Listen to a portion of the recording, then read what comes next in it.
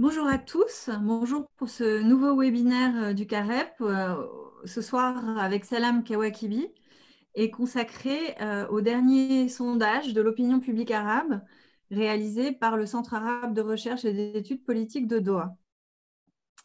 Bonjour Salam. Bonjour Claire, bonjour tout le monde. Alors, on a choisi ce soir de vous présenter ce sondage parce qu'il présente trois grands intérêts. Tout d'abord, à cause du timing. En fait, c'est la 7e édition de ce sondage qui n'est pas très connu encore en France. Mais il arrive aujourd'hui à un moment où on entend beaucoup de supputations sur l'état de l'opinion publique dans le monde arabe, à un moment de grande crispation, dû notamment à l'affaire des caricatures. Et donc, c'est un sondage qui vient apporter des informations remarquables à cet égard sur des sujets qui ont trait notamment à la perception par les opinions publiques arabes de leur propre religiosité, par exemple, et un certain nombre d'autres données remarquables. Donc, c'est d'abord aussi un document qui est susceptible d'apporter un regard, en tout cas une lumière sur ce qui se passe aujourd'hui, qui est très intéressant. Ensuite, c'est un sondage remarquable par son ampleur, puisque c'est à ce jour le plus grand sondage d'opinion qui a été réalisé dans la région, avec près de 29 000 interviewés dans 13 pays arabes.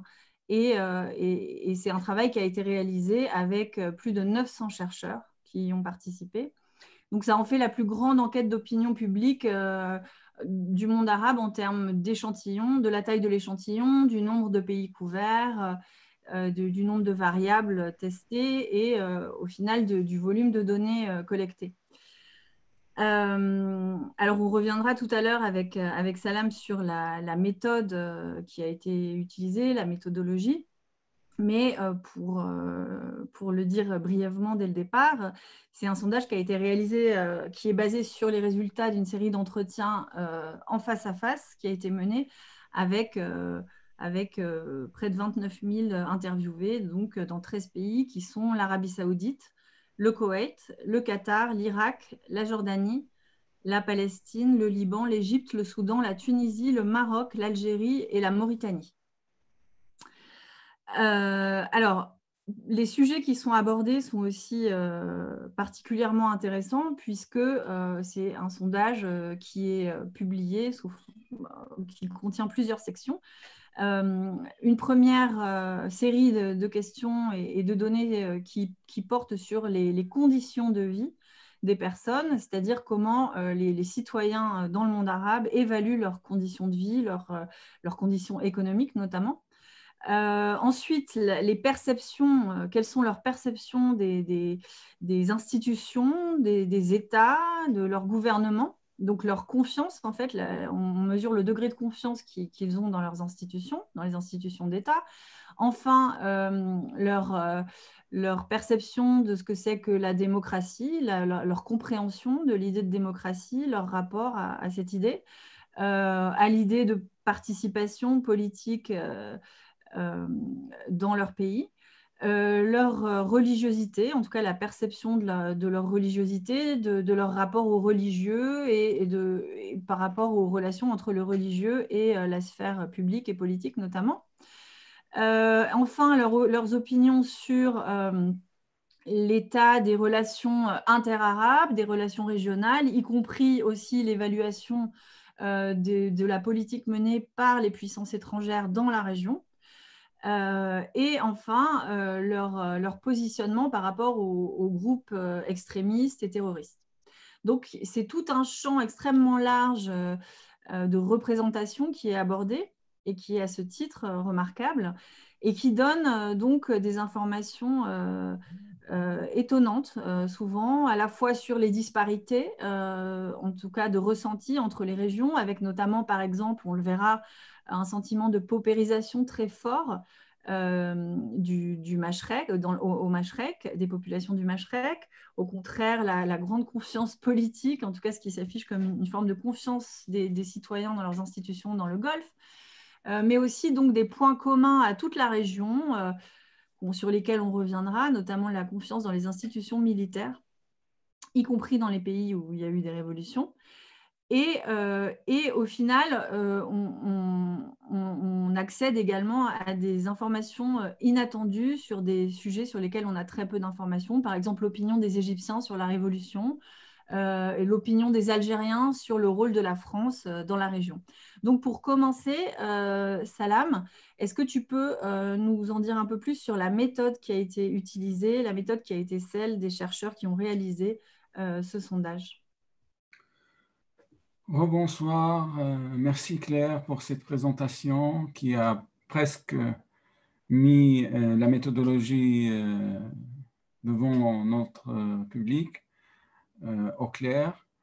Ce qui est très intéressant, très important dans la réalisation de ce sondage, c'est que faire des sondages dans les pays arabes, c'est quand même quelque chose de très récent, même s'il y a des institutions étrangères qui font ou prétendent faire des sondages, mais souvent ils les font par l'intermédiaire des appels téléphoniques ou par l'intermédiaire des questionnaires diffusés sur les réseaux sociaux ou envoyés par email. Ce qui fausse un petit peu les résultats. C'est le seul sondage, à ma connaissance, parce que je suis les sondages depuis avant que je commence avec le centre arabe, quand la Arab Reform aussi faisait un sondage. C'est le seul sondage, à ma connaissance, qui couvre autant de personnes par des entretiens directs, ce qui empêche toute possibilité de fausser les résultats ou de les manipuler. En tout cas, tu as évoqué le nombre presque énorme de chercheurs et chercheurs associés et d'assistants qui ont participé à ce sondage, qui est à peu près 900 dans les 13 pays. Bien entendu, quand le Centre arabe a commencé de réaliser le sondage en 2011, il n'y avait pas 13 pays parce que c'est très difficile dans les pays arabes avant la révolution, mais même après, de faire tel exercice. C'est toujours mal vu par les autorités en place. Et aussi, c'est très difficile par rapport aux sondés eux-mêmes, parce que souvent, les sondés considèrent que la seule instance qui est autorisée de leur poser des questions, c'est l'État ou ses institutions.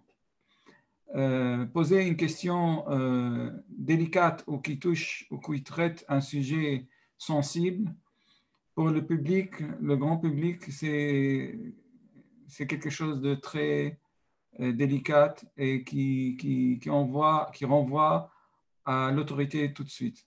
Alors, installer la confiance et développer cet exercice dans les pays arabes, c'est vraiment une façon, une chose très délicate que le centre a réussi à développer au fur et à mesure des années et de l'expérience, bien sûr.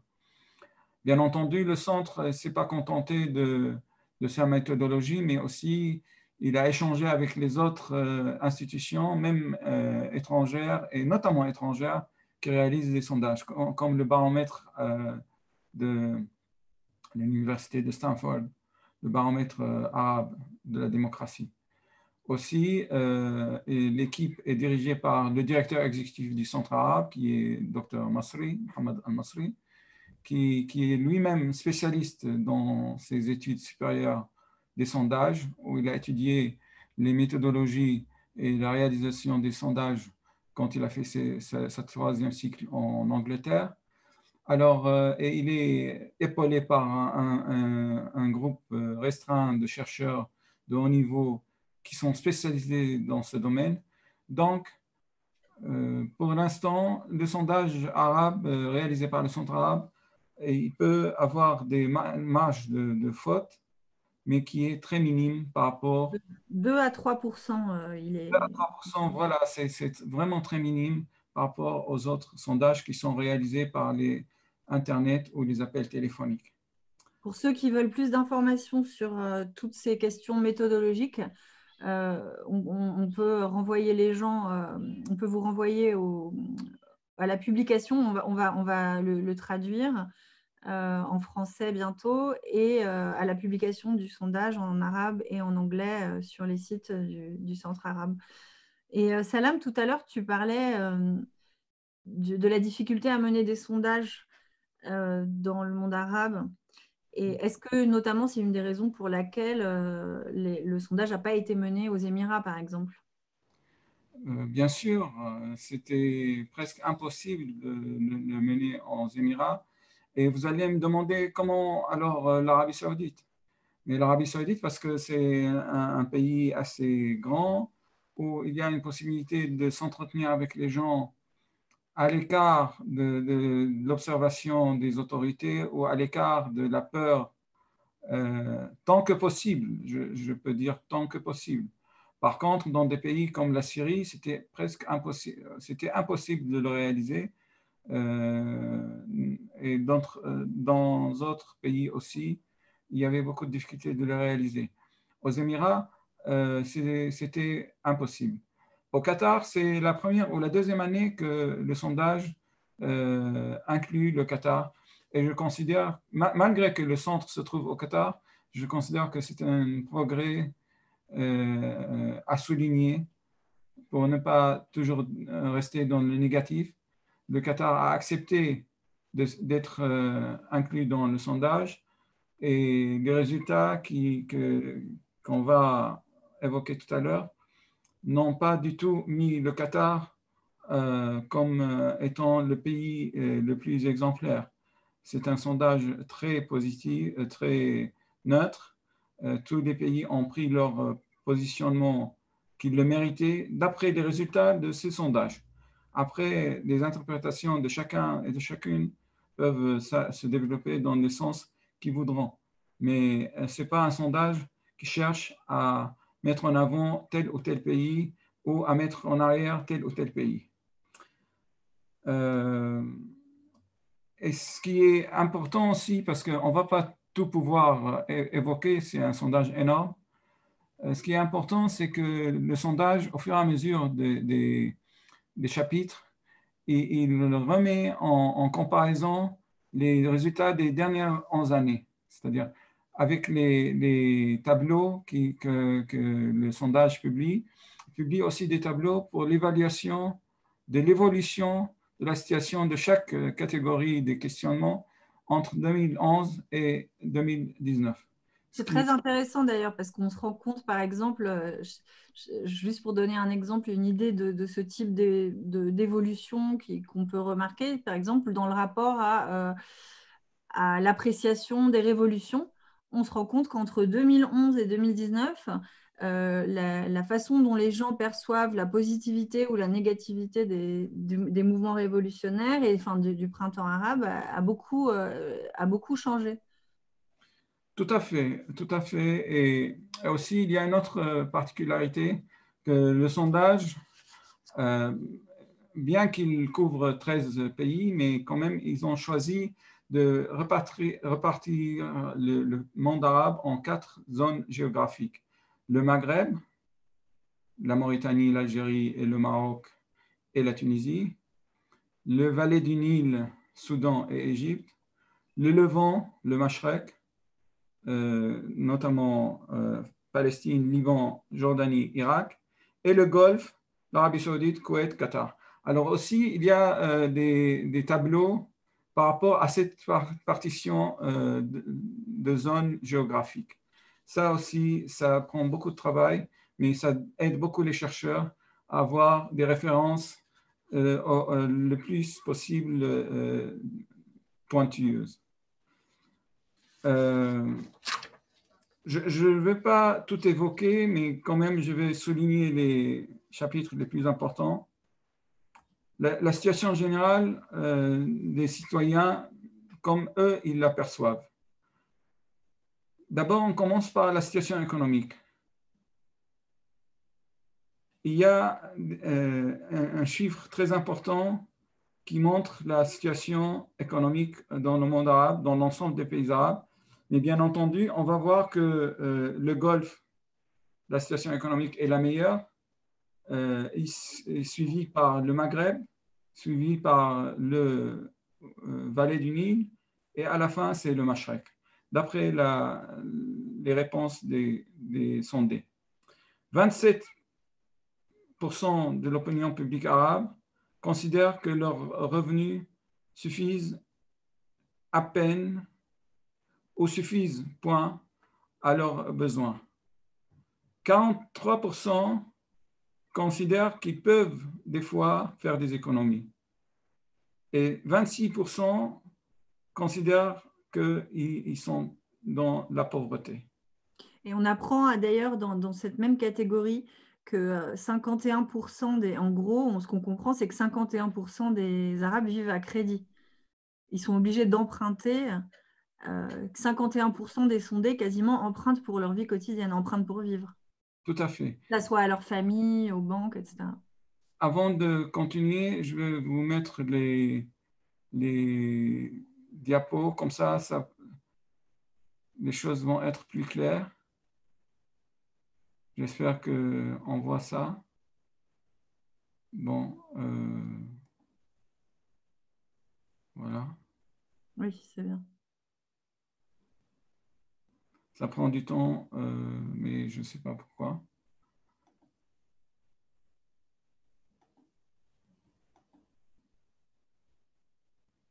Alors, la situation économique des sondés, bien entendu, comme j'ai dit, le pays que les gens considèrent que la situation est très bonne, c'est l'Arabie Saoudite en premier, suivi par le Qatar, le Koweït et la Mauritanie, le quatrième pays par rapport aux autres, bien entendu. Et on voit très bien que la situation du Liban est catastrophique parce que personne, ou presque, il n'y a pas 0% des gens qui peuvent considérer que leur situation est très bonne. Il y a seulement 4% qui considèrent que leur situation est bonne.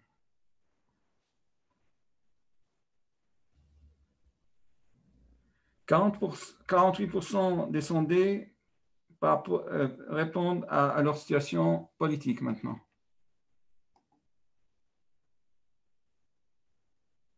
Alors, comme tu disais dans l'introduction, on voit que les pays du Golfe, leur réponse montre qu'ils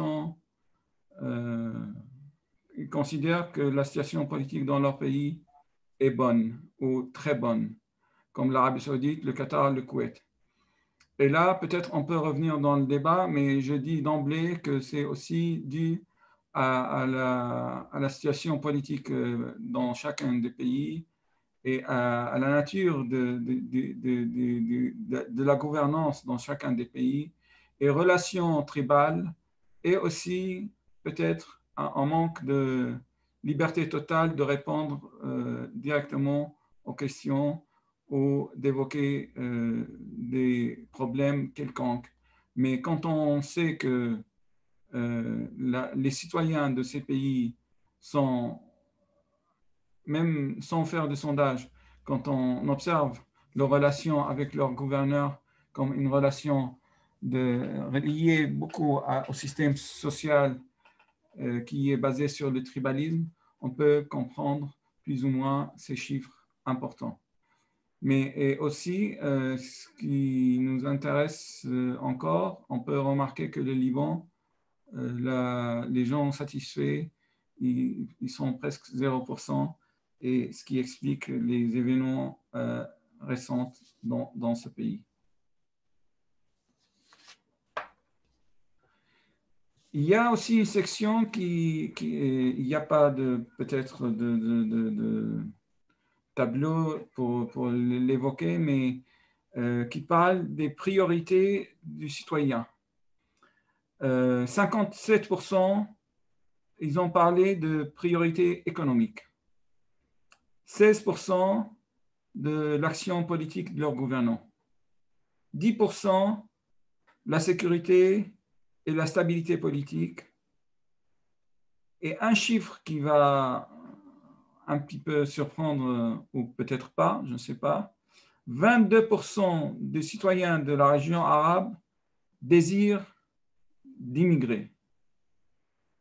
Et même dans les pays du Golfe, c'est le chiffre le plus bas, mais quand même, il y a 5% qui désirent partir à l'étranger, quitter leur pays, dans les pays du Golfe.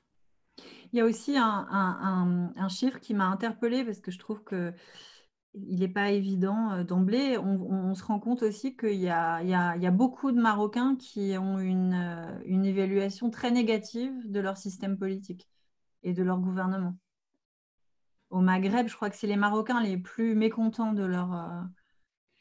Et je considère aussi peut-être que c'est dû à une certaine liberté voulue, pas liberté donnée, mais liberté voulue d'expression. Les Marocains s'expriment d'habitude, il y a beaucoup de protestations malgré le contrôle étroit, mais la Tunisie aussi, ils ont des chiffres avancés là-dessus. Alors maintenant, on voit que par rapport à l'immigration, on voit que le chiffre le plus élevé, c'est dans les pays du Levant. Le désir d'émigration, d'émigrer. D'émigrer. Ouais. Et le 5%, c'est les pays du Golfe. Ensuite, il y a aussi une question dans le domaine politique qui consiste à demander aux sondés quels sont les pays qui représentent une menace pour leur sécurité, la sécurité de leur pays. Nous avons 22% qui considèrent qu'Israël menace le plus la sécurité de leur pays, 14% les États-Unis, 13% l'Iran. Par contre, pour les Irakiens, c'est 50% des Irakiens qui considèrent l'Iran comme menace. Alors, ça change d'un pays à l'autre, mais en général, je vais donner les chiffres globaux. Et en Algérie, c'est la France qui est perçue comme une menace. L'Algérie, la France, mais on va voir aussi l'Algérie par rapport à Israël, même si c'est un pays qui n'est pas limitrophe à Israël, mais il y a un positionnement très net par rapport à Israël et notamment la normalisation avec l'État d'Israël. On va voir ça à la fin. Pour les pays du Levant, c'est-à-dire la Jordanie, la Palestine, le Liban et même Vallée du Nil, Égypte, et on voit qu'Israël aussi représente le pays qui menace le plus la sécurité de leur pays.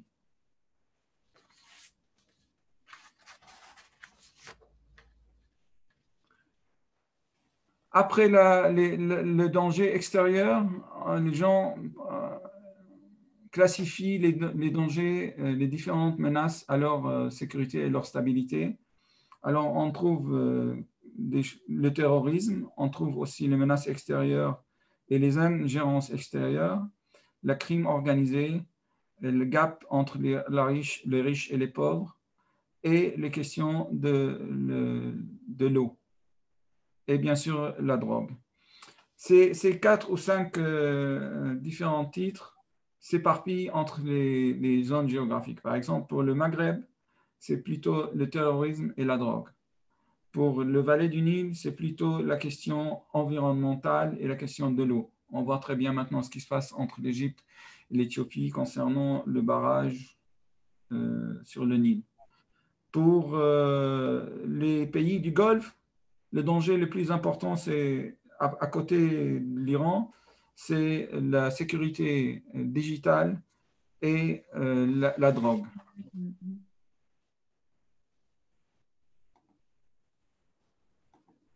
On va maintenant parler de comment évalue l'opinion publique arabe le travail de leurs institutions étatiques.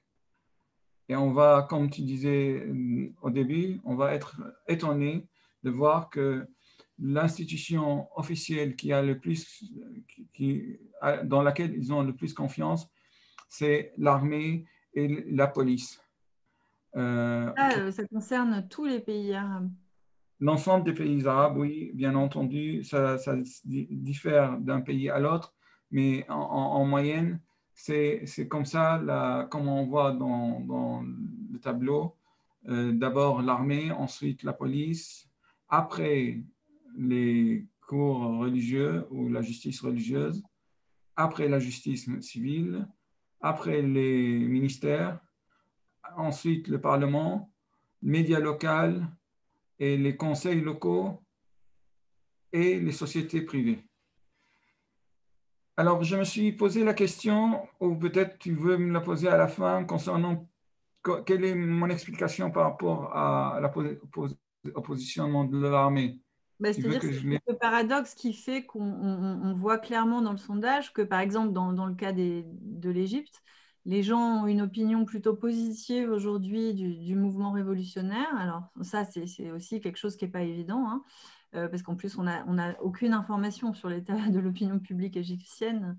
Donc, c'est intéressant. Mais en même temps, ils gardent une grande confiance dans leur institution militaire, alors qu'aujourd'hui, la contre-révolution en Égypte, elle est menée par l'armée, etc. Donc, comment effectivement expliquer ce paradoxe-là, par Euh, exemple je pense que ça peut être expliqué par rapport à la relation entre la construction de l'État moderne dans les pays arabes et le rôle de l'armée. Si on regarde un petit peu l'ensemble des pays arabes, on voit que l'armée a joué un rôle important dans la construction de l'État-nation après les indépendances. Peut-être ça a donné à l'armée une position assez privilégiée. Malgré que les coups d'État ont été menés par les différents officiers et les différents corps au sein de l'armée, mais peut-être c'est aussi une explication par rapport au rôle de l'armée. Ensuite, il y a toujours cet espoir que l'armée va sauver les gens des gouverneurs qui sont despotes, même s'ils utilisent l'armée. Alors maintenant, quand on discute avec des amis égyptiens, leur espoir, c'est pas qu'il y a à nouveau une révolution populaire, c'est pas qu'il y a un parlement qui renverse la situation, ou des partis politiques, ou des mouvements de jeunesse, mais la majorité des gens avec lesquels on parle, ils espèrent un jour qu'un officier de l'armée va renverser le régime en place. Alors toujours l'armée, même si le régime est militaire actuellement, mais l'espoir que les militaires se réveillent un jour pour dire, ah, on ne peut pas supporter ce régime corrompu, ce régime qui cède devant les Américains et les Israéliens, ce régime qui réprime sa population, alors on va faire un coup d'État. Ce sont que des interprétations personnelles par rapport à mes recherches antécédentes sur les relations entre les civils et les militaires dans les pays arabes. Je peux avoir ces questions, mais bien entendu, je peux me tromper là-dessus complètement. On souligne que le sondage aussi a montré que seulement des pays arabes où la population a une grande confiance qui ne dépasse pas les 30%, mais c'est une grande confiance quand même par rapport aux autres dans le rôle du Parlement, ce sont la Tunisie et le Koweït. On sait très bien malgré tout que le Koweït, ils ont une tradition parlementaire qui est très ancienne, malgré qu'ils forment un gouvernement tous les 6 mois. Et que la Tunisie, il y a des problèmes au sein du Parlement, mais quand même, ce Parlement est issu des urnes. Ce n'est pas un Parlement qui a été nommé comme celui de l'Égypte.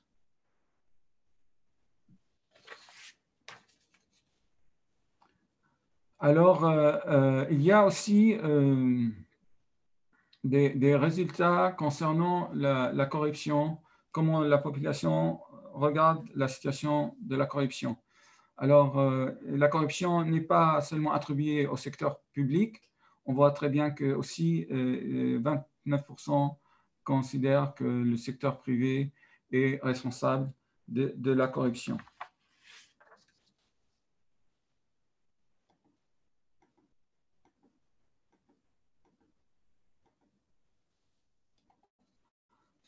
On passe à la démocratie parce que je vois que le temps court.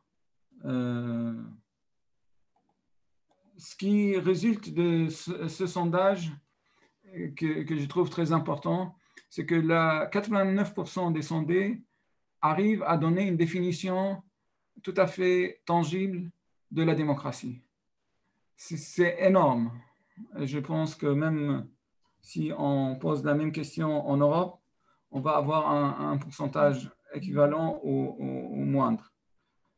Bien entendu, ça varie entre ceux qui vont vous dire que la démocratie, c'est assurer les libertés civiles et politiques, et autres qui considèrent que c'est lié à la justice sociale et la justice tout court, et d'autres qui vont vous parler de la participation aux élections. Mais tout ça, ou même d'autres, ils vont considérer que la démocratie est liée à la stabilité et la sécurité ou à l'amélioration de la situation économique. Tout cela montre qu'il y a une définition quelconque dans leur tête de ce que ça veut dire la démocratie. Et là, oui, Claire. Oui, ce que j'ai trouvé aussi très frappant outre le fait effectivement que la définition de la démocratie soit articulée de manière apparemment très cohérente. On voit en même temps, alors c'est pas vraiment un paradoxe, mais c'est c'est quand même assez frappant. C'est-à-dire que les gens, en fait, expliquent qu'ils aspirent à la démocratie et qu'en même temps, ils se désengagent de plus en plus de la vie politique et notamment des processus électoraux. C'est-à-dire qu'il y en a aujourd'hui, le chiffre, le nombre des personnes qui n'ont pas l'intention de participer aux prochaines élections qui auront lieu dans leur pays atteint 46%, alors qu'il était de 27% entre 2011 et 2013. Donc, c'est-à-dire qu'il y a en même temps une espèce de soif, toujours de confiance dans l'idée de démocratie et en même temps une perte de confiance totale dans les processus même qui sont à l'œuvre, en tout cas localement et sur le terrain, que ce soit les élections, les institutions parlementaires, etc. Et ça, c'est très frappant. Tout à fait. Et parmi les particularités de ce sondage, quand même, les sondeurs, ils ont formulé des phrases auxquelles ils ont récolté les réponses. Par exemple, ceux qui soutiennent la phrase suivante, je cite, que le régime démocratique, malgré ses problèmes, est meilleur que d'autres systèmes, quand même, on a eu un accord définitif ou très renforcé de 36% dans le Valais du Nil, 31% dans le Maghreb. Bien entendu, il y a le plus 49, 46, 42, 54 qui sont d'accord, mais pas fortement d'accord. Ça veut dire la majorité considère que la démocratie, c'est le meilleur système qu'on peut appliquer dans la région. Alors, 74% sont d'accord que la démocratie est le système politique le plus adéquat à leur pays. Et il y a un autre chiffre qui m'a attiré l'attention. 50% des sondés acceptent qu'un autre parti que le leur accède au pouvoir s'il arrive par les urnes.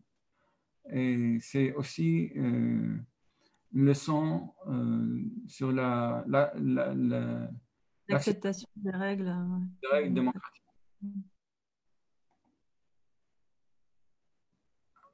Et bien entendu, là, on voit comment ils peuvent accepter ça, la différence entre les pays. Le plus fort, c'est dans les vallées du Nil, et le plus faible, c'est dans les pays du Nord.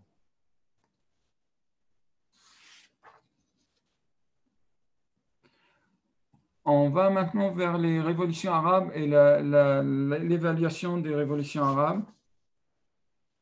On voit que la majorité considère que les révolutions arabes, c'était quelque chose de très positif ou positif. Et très peu on voit peut-être que le nombre le plus faible, c'est dans les pays du Mashrek. Peut-être c'est à cause des guerres, notamment la guerre en Syrie. Ça fait des réactions un peu réticentes au sein de l'opinion publique, notamment limitrophes en Jordanie, en Palestine, au Liban. 48% des sondés considèrent que les révolutions arabes peinent à avancer, qu'il y a beaucoup de problèmes que peut-être elle va atteindre ses objectifs à la fin, mais 30% quand même considèrent que le printemps arabe est fini, que les anciens régimes sont de retour. Et ça, c'est presque déprimant. Je passe vite par rapport à la révolution en Tunisie. Et la majorité des Arabes ont soutenu et soutiennent la révolution en Tunisie, qui a mené à changer le régime. Et pareil par rapport, non, là, pardon, l'Algérie d'abord. J'ai confondu les pays. Je parle des récentes révolutions, ou récents mouvements contestataires. Là, c'est Al-Harak en Algérie. Il y a une majorité des Arabes qui soutiennent ces mouvements. Pareil pour le Soudan. Aussi, il y a une majorité qui soutient toujours ce mouvement et le considère très positif.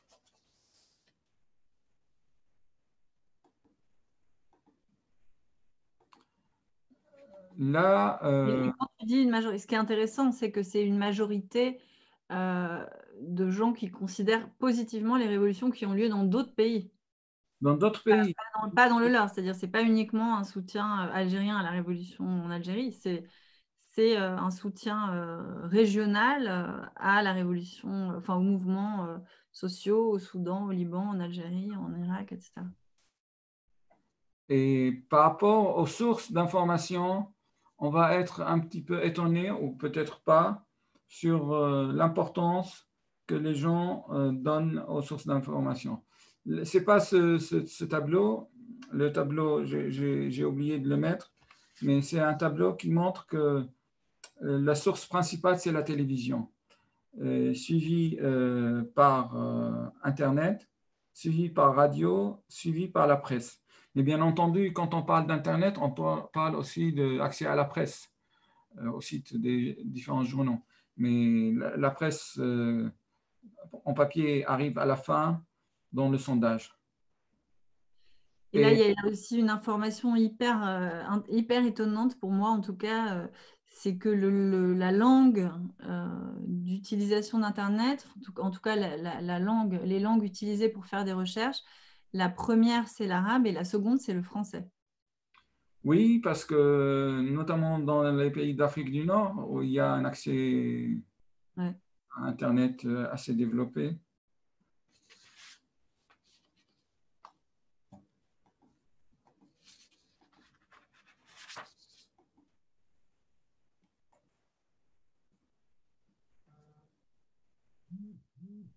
Là, c'est comment les différents usages des réseaux sociaux en ce qui concerne la politique.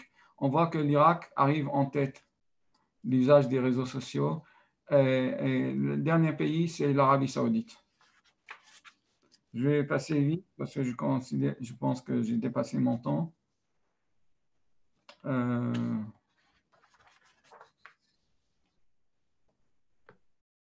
Là, c'est la religion.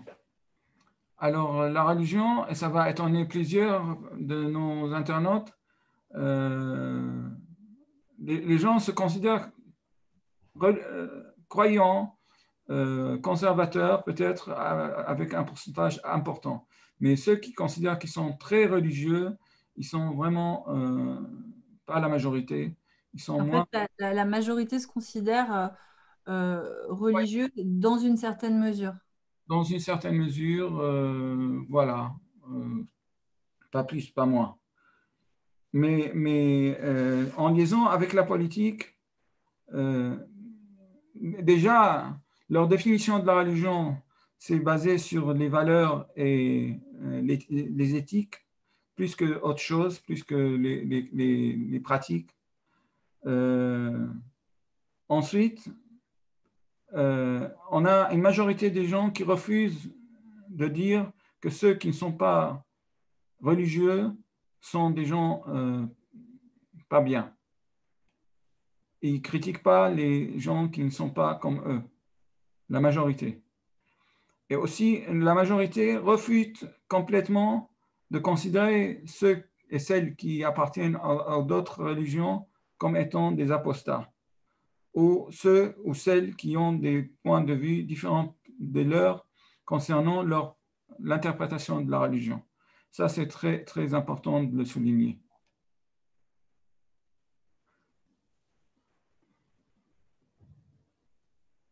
Là, on voit que ceux qui considèrent que personne n'a le droit de donner des jugements de croyance à autrui, on voit que la majorité refuse complètement de jouer ce jeu et considère que personne n'a le droit de pratiquer l'excommunion ou considérer les gens comme des apostats. Par rapport à l'usage de la religion dans la politique, la majorité, comme on voit en Égypte, la première, refuse que les religieux influencent les décisions du gouvernement ou la façon avec laquelle les gens votent. C'est très important de mentionner cette dimension. Même ceux qui sont très religieux, ils pensent il faut. Je ne parle pas de laïcité, surtout pas de laïcité à la française, parce que maintenant c'est à la mode de parler de la laïcité à la française. Quand même, la majorité des sondés appellent à la séparation entre la religion et la politique. Et on peut parler le chiffre donné par le sondage, c'est 49% refusent de mélanger la politique à la religion, contre 44%, quand même un pourcentage important de ceux qui croient qu'il faut que la religion aussi a son regard sur la politique. Là, on va vers les pays qui représentent le danger le plus important dans la région sur les différents pays. Bien sûr, on a vu qu'Israël est le premier, États-Unis ensuite, l'Iran, la Russie, la Turquie et la France. Alors, par exemple, 17% des sondés considèrent que la politique française est positive dans la région. Et quand on regarde ceux qui la considèrent négative, on dépasse les 50% des sondés.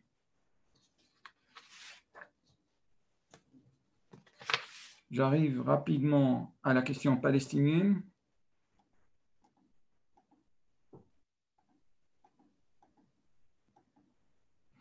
Alors, la question palestinienne, la majorité des sondés considèrent que la question palestinienne c'est la question qui concerne la majorité des pays arabes et la majorité des citoyens arabes.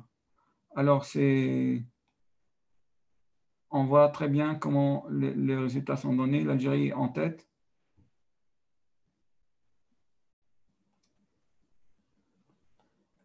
Et ensuite, par rapport à la normalisation, là, vous allez voir un chiffre qui est presque digne d'une dictature. Mais bon, ça n'a rien à voir. Ici, c'est la volonté du peuple. 99% des citoyens algériens refusent complètement la normalisation. Mais ce n'est pas la normalisation, point, parce que c'est détaillé dans le texte. La normalisation avec Israël, tant qu'Israël continue à occuper des territoires, continue à coloniser des territoires, continue à chasser la population palestinienne de ses demeures. Ce n'est pas dans l'absolu. D'ailleurs, il y a un graphe qui détaille les raisons pour lesquelles les gens déclarent être opposés à la normalisation avec Israël, et les raisons religieuses viennent vraiment en minorité. C'est essentiellement des raisons politiques et policières. Enfin. Les principales raisons, c'est la nature coloniale et raciste et expansionniste d'Israël. Et on n'a pas du tout évoqué les interprétations culturelles ou religieuses. Aucun des sondés n'a évoqué la question culturelle, les différences culturelles ou la question religieuse. Et ça, c'est très important à souligner. Et finalement, avant que je termine ma présentation, il y a aussi la question du terrorisme, et notamment les sondés ont été questionnés précisément sur l'État islamique. la majorité, 88% des sondés, ont une position très négative, contre 3% qui considèrent qu'ils ont une position positive, et 2%, ils ont on peut dire 5% qu'ils ont une position plus ou moins positive, mais 88%, ils ont une position très négative à l'égard de cette organisation terroriste. Là aussi, il y a les interprétations des uns et des autres sur les origines de ces groupuscules terroristes. 33% des sondés considèrent que ça résulte des politiques des différents régimes arabes et 42% considèrent que ça résulte du fanatisme et de l'extrémisme dans les sociétés arabes. Et je termine avec un classement des manières avec lesquelles on peut résoudre la question du terrorisme dans la région arabe. Je ne parle pas de comment le résoudre en Europe, mais ils parlent de leur pays. C'est-à-dire comment les sondés perçoivent le solutionnement politique de la question, une solution politique à la question du terrorisme. Tout à fait. Et ça, c'est passionnant. Trouver une solution pour la cause palestinienne, arrêter les ingérences étrangères dans la région, renforcer les efforts militaires dans la guerre contre le terrorisme, renforcer la transition démocratique dans la région arabe, résoudre les problèmes économiques, nettoyer l'islam des pensées extrémistes, nettoyer la pensée islamique des idées extrémistes, trouver, et ça c'est étonnant, trouver une solution qui correspond au désir, trouver une solution de la crise syrienne qui correspond complètement au désir du peuple syrien. Et après, diffuser la culture de la tolérance. Ensuite, changer la politique confessionnelle dans certains pays. Et on a vu ça en Irak, en Syrie, pour que ça devienne un État de tous ses citoyens. Résoudre la crise libyenne. Et voilà. Alors, on a vu, et je suis désolé pour avoir été un peu long, mais je ne voulais pas évoquer certains points, mais en les regardant sur le papier, je me suis dit peut-être il vaut mieux les partager parce que c'est quand même des résultats très importants pour essayer d'aider le grand public ainsi que le public spécialisé à comprendre mieux ce que les désirs et ce que le peuple arabe, ou ceux qui ont été sondés, bien sûr, je ne peux pas généralisé à tout le monde, mais quand même, le sondage, il a touché 29 000 personnes. C'est un échantillon assez important. Et j'espère que l'année prochaine, le sondage va être encore, ça va nous révéler plus de détails sur la manière avec laquelle la population arabe, et quand je dis la population arabe, je précise la population de la région arabe, parce qu'il y a aussi les Kurdes, les Amazirs, les autres communautés, les autres composantes qui ont été tous sondés. Le sondage, il a pris en considération la parité homme-femme, il a pris en considération les âges, il a pris en considération les appartenances aussi ethniques des uns et des autres. Merci Salam pour cette présentation ultra détaillée. J'invite tous ceux qui ont besoin d'encore plus de détails, parce que c'est un sondage très riche, à se reporter au résumé. Et donc, on va finir, avant de passer aux questions, sur cette note très intéressante sur la façon dont les opinions publiques arabes perçoivent les solutions qu'on peut apporter à la question du terrorisme, puisque précisément la lutte contre le terrorisme bat son plein et que la France n'est pas en reste dans ce choix militaire-là. Donc, mettre en valeur le fait que le sondage, d'après le sondage, pour 15% des interviewés, l'urgence en la matière, c'est d'arrêter toutes les interventions étrangères dans la région. Et pour 17% d'entre eux, c'est de trouver une solution au problème palestinien. Voilà, donc on va passer aux questions. Il y en a déjà plusieurs qui sont arrivées. N'hésitez pas à les écrire sur le Q&A sur votre écran pour qu'on puisse les prendre en compte. Alors, Salam, je t'adresse les questions dans l'ordre. La première, elle concerne les échantillons. Les données sont-elles analysées par tranche d'âge? Distingue-t-on les opinions des jeunes à un moment donné? Je réponds tout de suite ou j'attends? Oui, vas-y, on va faire comme ça. Non, non, non, non, il n'y a pas d'âge, mais ça a été pris en compte dans le choix des sondés, mais il n'y a pas de classification des résultats par rapport aux tranches d'âge. Il y a pas, c'est pas par tranche d'âge et la sélection de l'échantillon, c'est fait selon une méthode aléatoire. Tout cela sera expliqué en ligne très prochainement et vous pouvez le trouver sur le site du site arabe. Et celui de Washington aussi, Salam, je crois qu'il est en ligne en anglais déjà. En anglais, il est disponible déjà. En français, ça va l'être bientôt. Donc, c'est pas ni par tranche d'âge, ni par opinion publique. Enfin, c'est pas un sondage par quota comme peut en faire l'INSEE, par exemple. On est dans quelque chose d'autre avec une méthode qui s'appelle PPS. Enfin, je ne vais pas rentrer dans les détails ici parce que ça prendrait trop de temps, mais c'est une représentativité proportionnelle. Et donc, c'est l'ampleur de l'échantillon qui garantit la représentativité des résultats.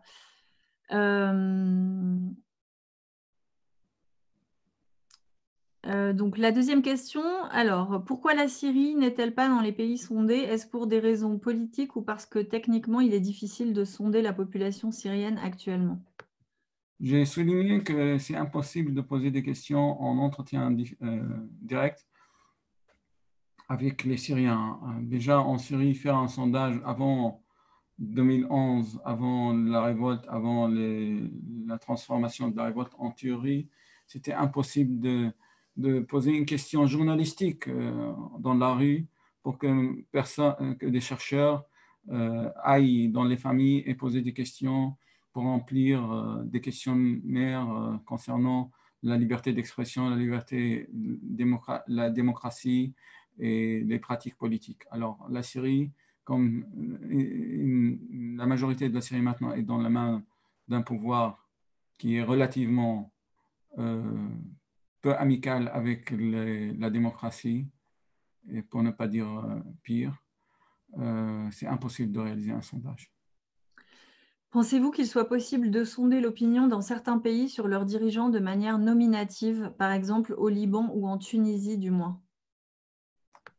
Ce sera un sondage différent, ce sera un sondage qui doit être réalisé peut-être par des centres locaux ou peut-être dans une autre vision de ce que cherche exactement le baromètre arabe.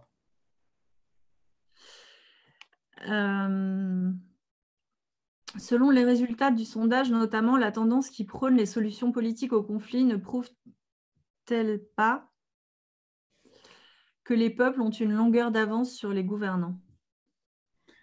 En tout cas, la compréhension de la démocratie, comme on a vu une majorité des gens qui arrivent à donner une définition de la démocratie, ça montre très bien que le peuple dépasse largement la compréhension ou la volonté de comprendre au sein du pouvoir. Et une dernière question, pourquoi le Yémen n'est-il pas dans le sondage? C'est une question aussi de possibilité parce que pour faire un sondage, il faut former des chercheurs locaux, il faut qu'ils aillent sur le terrain, il faut qu'ils puissent réaliser leur entretien d'abord dans une situation sécuritaire assez, assez non, relativement normale, pour ne pas dire plus. Et le Yémen, avec ce qu'il connaît comme situation sécuritaire et une zone contrôlée par les Houthis, d'autres zones contrôlées par les Émiratis, ça rend la tâche presque impossible. Il y avait un choix, bien entendu, il n'y avait aucune dimension politique pour le choix des pays. il y avait surtout la dimension pratique. Est-ce possible de réaliser le sondage dans tel ou tel pays ou pas? Le centre ne voulait pas mettre en danger ces chercheurs, notamment parce qu'il s'appuie sur des chercheurs locaux dans chacun de ces pays. Alors, il y a plusieurs autres questions qui arrivent. Alors, quelles sont les évolutions majeures entre 2011 et 2019, si tant est qu'elles puissent être déterminées? Alors, dans chacune des sections, il y a un tableau qui montre l'évolution. Il y a certaines années où il y a une stabilité, il n'y a pas de changement. Il y a d'autres années, il y a une évolution. Et très peu d'années, très peu de chapitres où il y a un recul. Peut-être le recul se trouve surtout dans la perception du rôle des parlements. Parce qu'en 2011, peut-être l'Égypte, c'était plus en avant. Maintenant, l'Égypte a reculé complètement en arrière. Oui, moi, les choses qui m'ont marqué en termes d'évolution aussi, c'est peut-être la perception des mouvements révolutionnaires qui est nettement moins négative qu'en 2012, entre 2011 et 2013. Alors, sans doute à cause du développement de ces mouvements dans d'autres pays. Et puis, il y a aussi le sentiment de paupérisation très fort du Mashrek, du Liban. Et ça, on voit une nette évolution, il me semble, à ce niveau-là aussi. Euh, alors, les autres questions. Alors, la question à 1000 francs. Dans quel but est réalisé ce sondage? Rassurez-vous, ce n'est pas un complot. Il n'y a pas de volonté de vendre quoi que ce soit. C'est un sondage qui est réalisé dans un but scientifique. Tout centre de recherche qui se respecte a besoin de chiffres et de tableaux on ne peut pas arriver à analyser une situation quelconque ou à analyser une société quelconque sans avoir un appui sur des chiffres et des pourcentages. Considérant que ça manque beaucoup aux sciences sociales arabes, le centre a décidé de lancer cette expérience. Et aussi, cette expérience a aidé et aide toujours à former des chercheurs spécialisés dans le domaine des statistiques et des sondages. Maintenant, il y a plusieurs chercheurs qui sont boursiers du centre arabe, qui réalisent des thèses de doctorat aux États-Unis, en Angleterre et ailleurs pour renforcer l'équipe qui réalise ces sondages dans le futur. Et alors, justement, une question sur l'équipe. Si l'on est soi-même chercheur local, peut-on faire partie de l'équipe et participer à la réalisation et comment? Bien entendu, tout dépend du pays où vous êtes résident, tout dépend de votre formation, ou si possible, si vous êtes volontaire à suivre une formation, il faut bien entendu exprimer cette volonté et contacter le centre arabe. Et tout se trouve sur notre site, le contact du centre arabe de Doha, il est sur notre site en français. Et même si vous ne voulez pas entrer en contact direct, parce que pour question de facilité, on peut jouer l'intermédiaire entre vous et le groupe qui réalise le sondage. Et enfin, last but not least, quelles sont selon vous les limites de ce sondage? Bah, comme j'ai dit au début, l'opinion publique arabe a très peu de pratique des sondages. Je considère qu'il y a beaucoup de méfiance et je considère qu'il y a des... Parce que je prends moi-même comme exemple. Dès que quelqu'un me pose une question comme ça sur mes opinions politiques, peut-être pas moi, mais mes amis ou ceux qui habitent encore dans des pays sous contrôle despotique, il va croire que c'est une question qui émane d'une institution étatique ou sécuritaire. Que un jour, quelqu'un vous pose la même question, mais avec un désir scientifique, ça vous étonnerait. Et vous allez prendre beaucoup de temps pour vous habituer à accepter de réagir normalement sans préjugés ni peur à ces questions. Je considère que c'est l'obstacle le plus important. Après, il y a aussi, c'est le problème de tous les sondages. Bien entendu, il faut travailler beaucoup les questions, parce que les questions peuvent orienter les réponses. Et ce que l'équipe du sondage a réalisé, s'est rendu compte qu'il faut toujours améliorer la façon avec laquelle on pose la question pour qu'on reste toujours loin d'influencer le sondé. Par exemple, moi, je vois des sondages réalisés dans certains pays au niveau un peu local. Est-ce que vous êtes avec la démocratie ou pas? Ben, vous allez avoir 99% de personnes qui vont vous dire oui. Ce n'est pas comme ça qu'on pose la question en liaison avec la démocratie.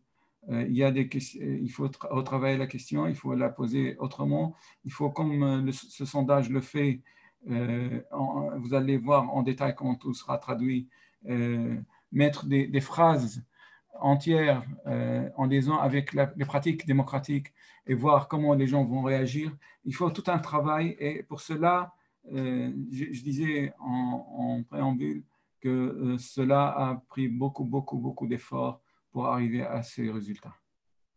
Il y a encore une toute dernière question, mais après c'est fini. Est-ce qu'il y a des projets par la suite de ce type qui se focaliseraient ou se focaliseront sur le genre? Est-ce que l'équipe de Doha a l'intention de développer ces sondages et d'en faire notamment un qui inclut les questions de genre ou pas, même les jeunes en particulier, par exemple? Bah, toujours, il y a des volontés d'améliorer et de développer les sujets sur lesquels les sondages se font. Mais comme pour l'instant, il y a une focalisation sur l'ensemble de l'opinion publique arabe, ce sondage va continuer sous cette nature. Peut-être il y aura bientôt des sondages plus spécifiques. Et notamment, nous travaillons ici à Paris, au Centre arabe de Paris, à développer un questionnaire pour qui soit inclus dans le futur sondage ou qui soit inclus dans un sondage à part, prenant en considération la diaspora arabe, parce que c'est un sujet qui est très peu travaillé et je considère qu'après ce qui s'est passé ces dernières semaines, il est très important de sonder aussi l'opinion publique au sein de la diaspora arabe dans les pays d'immigration. Merci beaucoup Salam, merci à tous d'avoir été avec nous. Alors on vous donne rendez-vous mardi prochain pour un autre webinaire du CAREP, celui-là avec Ricard Pérez Casado qui est historien, ancien député européen et ex-maire de Valence et qui parlera sur le thème inégalité et déséquilibre en Méditerranée, quel rôle pour les sociétés civiles. Voilà, et ça sera animé par Salam cette fois. Merci beaucoup. Merci à Salam. Merci Et pour notre public fidèle et à la semaine prochaine. ciao.